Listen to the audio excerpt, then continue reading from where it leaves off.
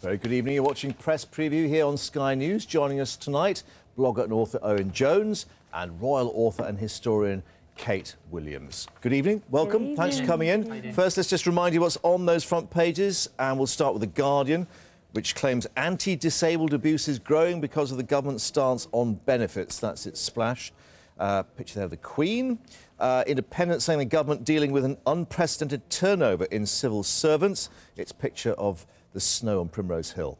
Ministers heaping pressure on Network Rail to reject a £20 million bonus package for 6 executives, according to The Times, actually, not The Independent. Onto The Telegraph, reporting BAA bosses coming under fire after half of all flights at Heathrow were cancelled today. Indeed, the newspaper going with the same story. Plan, what plan? Question mark. Express now going with the wintry weather too, warning of another week of sub-zero temperatures, but you ain't seen nothing yet because the Daily Mail forecasters say the Arctic blast could last up to a month. Financial Times says firm Glencore's set to pay a larger premium than expected to seal its merger with the mining group Xstrata. That's been exciting the markets last Friday. Onto The Sun, and that's got reaction to Fabio Capello criticising the FA for sacking John Terry as England skipper. Britain's Got Talent judge Amanda Holden pictured on the front of the Mirror with, yes, the rest of her family, including baby girl Holly and happy mum and her elder daughter as well, looking very proud there on the front of the Star as well. So, what's taken your fancy tonight? We're going to look at The Guardian first, I think, that anti-disabled story, is that how we'd call it? Yeah, absolutely. I think it's quite an alarming story in a lot of ways. It's a coalition of 6 charities, including Scope and MenCap, and they're reporting that because of the government's rhetoric on cutting benefits and because of the way the media have portrayed people on benefits, that there's been rising hostility and even abuse towards disabled people. In fact, Scope reported that those reporting disabled people reporting abuse has gone from 41% to 2/3 in just a matter of months. And I think what this shows is even as unemployment has soared, even as when a crisis cause started, obviously, by the banks, we're seeing people on benefits, disabled people, being attacked and stigmatised like never before. And this is particularly to do with disability living allowance, which of course is being discussed at the moment. There's an interesting paragraph there. Some disabled people saying the climate's so hostile they avoid going out or avoid using facilities such as designated parking bays if they, quote, don't look disabled, close quotes. I mean, that's a terrible indictment. And it's amazing. You know, this whole, as I was saying here, the narrative about fairness for taxpayers has fostered this kind of almost witch hunt against disabled people who don't look disabled. I mean, the autism and other conditions do qualify, but shouldn't. And as you were saying, you know, there's discussions here that they're aiming for a 20% reduction in the bill, which is incredible. But of course, the whole point of DLA was to enable people to go to work if they wanted to, and enable them to have transport and pursue a normal life. Absolutely, but what we've seen, I mean, if we look at the vote last week, I mean, what we saw is this government voting to take away benefits from cancer patients. And in fact, this started, to be fair, under New Labour. I remember one really disturbing story of a stomach cancer patient who had their benefits taken away because they missed their appointment because they were having chemotherapy. And I think the problem is because of this, the cuts agenda, and because the government's so determined to cut benefits for people, some of the most vulnerable people in our country have been made to pay back the deficit effectively. If they can't, as you say, state their case. Well, I suspect that debate will continue, of course, but let's take a look at the other big issue of, well, not just today, maybe the week to come as well, the weather. And The Independent is looking at... we're going to go to the inside page, of course, The Independent. That's the front page. There we go. Inside, thousands crowded as snow plan at Heathrow fails again. This was interesting because we were told yesterday, of course, they were going to stop, what, a third of their flights to enable the airport to operate properly. And now we've had, what, half the flights cancelled today? Well, up to 70. I mean, the promise that 70% flights would operate, now we've got absolutely, as you say, half. And those that are operating kind of got some crazy routes going here, Delhi to Glasgow, New York to Cardiff. They're completely being diverted. I mean, Britain can't cope with the snow. I mean, let's hope that the Daily Mail isn't wrong. It's not going to go on for months. Is it Heathrow that can't cope with it? Because I think Heathrow is overloaded already. I mean, Heathrow is already overloaded, so there's tiniest gap between planes. I mean, it's completely given up. But I I also think we should remember, the rest of Europe is suffering here. 36 degrees C in Ukraine. People are 131 people there dead. 100 villages cut off in Bosnia. We've got it easier here that we just haven't got flights. And therefore, what on earth were they doing at Hampstead Ponds? That's me. They've got very me. fetching too. Honestly, can you believe they went in the water today with that? Extraordinary. I struggle to leave the house with a coat on. But imagine how long they'll live. And I admire his spirit with the tropical sort of Bermuda shorts or whatever on that. It is interesting. We thought we'd got away with it this year, didn't we, the weather? Because the past few years, we had those horrendous weathers. And as you say, actually, London itself, forget Heathrow, couldn't cope. Travel shuts down. They call it Snowmageddon on Twitter. And it just brings us a question, a modern developed country and London can't cope with a bit of snow. Well, apparently, I mean Heathrow is one of the warmest places in the country because of the levels of fumes they've got going there. It's hotting up for the management at the moment, we know that, yeah. Well, let's go for the Times now. And, we've got the Daily Mail first. So we're going to go inside the Daily Mail and page 9. And are we going to call up... Blackout Britain. Yes. Well, it's so blacked out, it won't work. Won't even work. That's the cuts again. Let me just go back out and we'll go back in there. Anyway, carry on and tell us what we're about to see in a moment. What we're about to see is this story, 500,000 lights to go out in blackout Britain. And because of the cuts, I think this is an interesting story because we often talk about the cuts but don't actually think what it means for people's everyday lives. And town halls across the country have actually switched off 500,000 streetlights, and that's raising concerns about crime, about increasing the risk of crime and also accidents. And it just shows, I think, because we think about local authority cuts and people don't really understand, I think, how that affects them on a daily basis. And this is a classic example of how although they are saying this is between midnight and dawn, so, how many people would be going about their normal... Well, a lot of night workers, for a start. I mean, there's increasing numbers of people work at night. I think, lots of... In truth, people who are up there are the most vulnerable. I mean, this is going to increase crime. And, women should be allowed to walk home on the streets if they need to, through light, and people shouldn't have to be carrying torches at this point. These lights aren't going to go back on again. I mean, if there's suddenly more money, we're stuck with no lights. Exactly. I think it is in particular the risk actually to women in particular. It's like the 70s. Late at night. Exactly. Yeah. Well, I mean, Dorset, they've got one example there. The Tory-run council claiming that the move will cut £187,000 from its annual lighting bill. So. Significant sums. When you go through London and see those office blocks that have the lights flaming, and shops absolutely flaming. So I don't think we should be putting money like that, £180,000 in front of the safety, basically, of people walking the streets. Yeah. And it's in Kirklees, 2,000 lights off Essex, 91,000 lights. I mean, it will have an impact on people. In terms of their safety. OK, I think we're going to stay with the inside pages of the Mail, but going back to page 4, and this is... just on the bottom right-hand side corners. Oh, this is the front page. Is that right? We're going right. So I'm getting confused. So let's call back up the Daily Mail. Gosh, you've gone for a lot of choices here, and there it is. We don't want UK's 1 billion aid, says Indian ministers. Well, fascinating story here. Indians saying, we don't want this aid anymore. It's a peanut, they say, in the drop of our development budget. They amount to 1 billion over 4 years. And this attack is prompting Tory MPs to say, why are we pouring this money into India when it's a time of austerity? So, this is... UK officials have begged India not to refuse it. But, I mean, this is fascinating, isn't it? Because one of the few things that was ring-fenced in the cuts was development spending, and here is a suggestion that India voluntarily wants to give it up. Yeah. But it isn't... I mean, it just goes to show, obviously, India has emerged as a huge economic power, particularly in the last few years. This was the other issue. I mean, if it's an emerging economy, does it actually need aid if it's starting to power itself? But the thing is, I mean, India, as we were talking about benefits, India completely lacks a lot of benefits. I mean, there may be incredible riches there, but the incredible riches are quite consequent on this massive poverty. People still earning, utterly, horrendous, 2 pence a day. Exactly, and that's interesting because it is like Brazil, I mean, BRIC, isn't it? Brazil, Russia, India, China, huge wealth being created, but very unequal. Still people living in some of the poorest conditions on earth. And I worry about this story in the sense that it could be used because I think international development is important.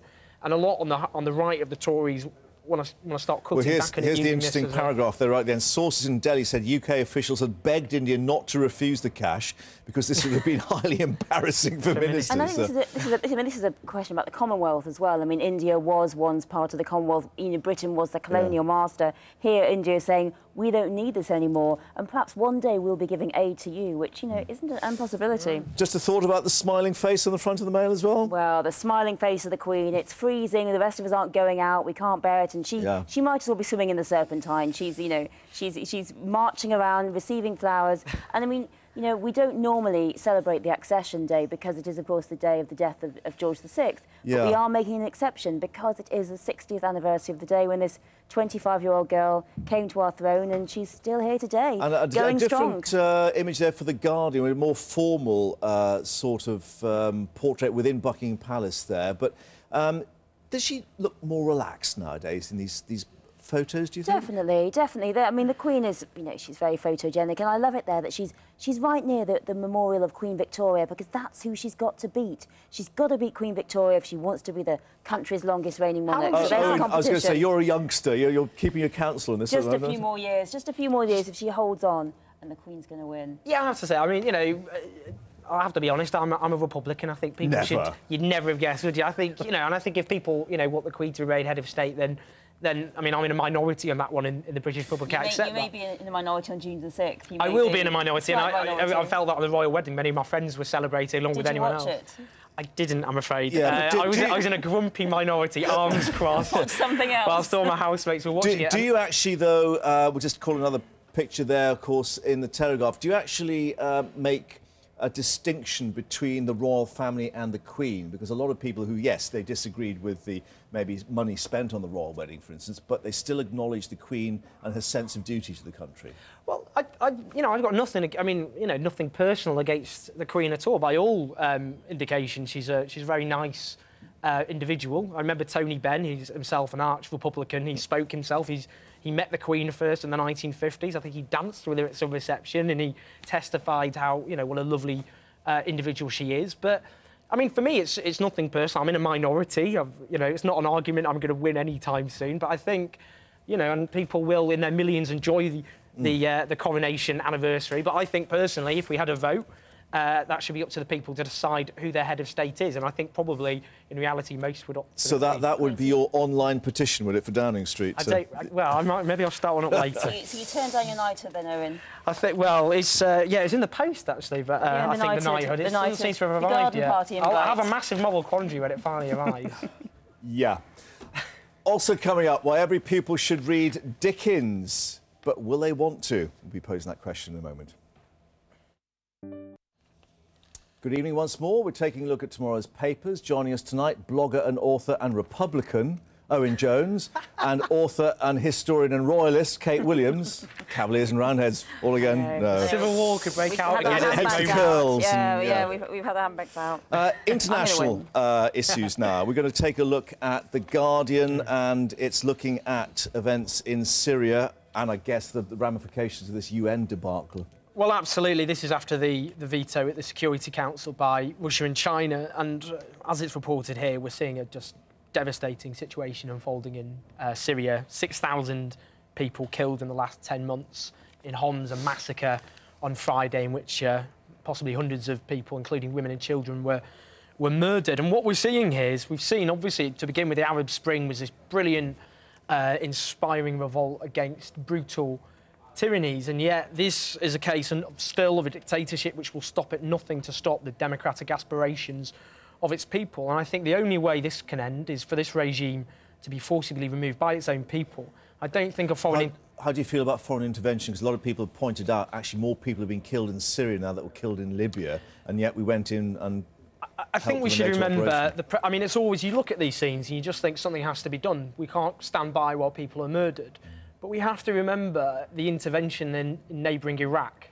And what happened there was the deaths of hundreds of thousands of people, sectarian bloodletting. And we've got to remember there's a sectarian dimension in Syria. The Alawi tribe dominate the political elite, the Sunni majority, and then there's a Christian minority which are fearful of the whole issue of Shia versus Sunni as well. Exactly. Yes, it's very surely complex. Iraq's so different because we were trying to change the regime, and here we're responding to what's already happening. I mean, it seems to me with 6,000 people killed in the last 10 months. I mean, as you say, this can't go on, and I agree with the Guardian that the country is teetering on the brink of civil war, and civil war is one thing that is endless, is painful, and it completely damages and we're the still population. seeing ramifications in Egypt, of course, which had its spring, if you and like. as you say, the British Civil War. I mean, you know, that was an incredible battle. I think we can't let Syria fall into civil war. I feel that the intervention. But my fear is an intervention would actually exacerbate that. I mean, we saw what happened in Iraq in the sense that not only the sectorial conflict was exacerbated, Al Qaeda came into Iraq. It was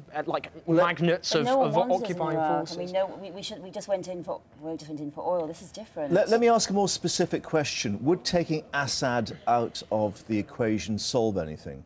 Well, he does need to be taken out of the equation, in my view, but it has to be done by the uprising of the Syrian people. And look, I mean, this Arab Spring is a long... It's not like... I think people were naive about it. They thought it'd be like the 1989 Eastern European revolutions, which, with the exception of Romania, was a largely peaceful affair.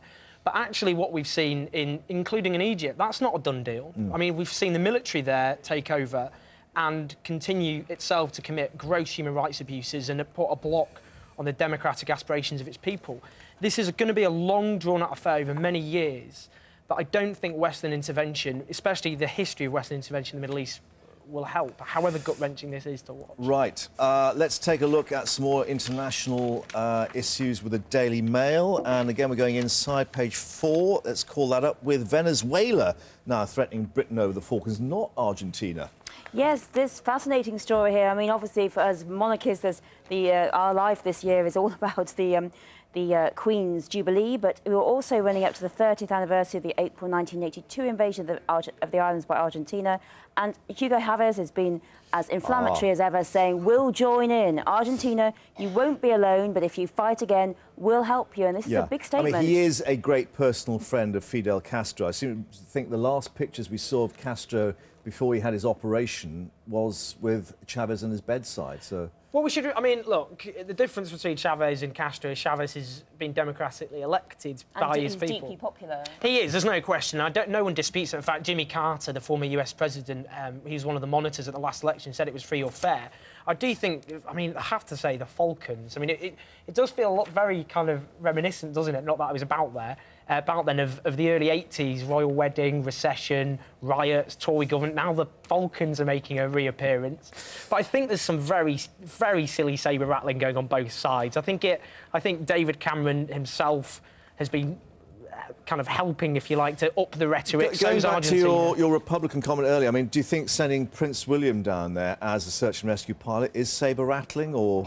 Well, I think... signal? I think the tone of the government hasn't been helpful. I mean, you know, it's up to the people of the Falklands to determine their own future. Of course, that's absolutely true. But with Latin America, we've got to realise people are sensitive about a long colonial past. That's why I don't think people appreciate that when they look at a story like this.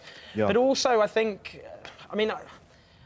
I think the rhetoric needs to be dampened down a bit. I don't seriously think there's going to be a re-emergence of conflict over the Falklands. But I think, you know, it was... I mean, really, when we look back, it's one war that the right wing has won, and that's why they keep... That's why we keep reverting to it. But it's two bold men fighting over a comb, as they said at the time. Well, you know, I mean, that's the thing. But I think it's very interesting what you say, Mark, about about Prince William being sent there. That's a pretty significant thing that he's being sent down there. I mean, just in case you forget about the Castro element as well. I mean, there is in the other news. Well, we'll go to Miss Piggy in a moment, but first we're going to have literally a moment with Dickens. We've seen him on the television screens with that tremendous series of television productions, but the books themselves maybe are a bit of a closed book for every pupil, but he's too hard to read, says the author's biographer.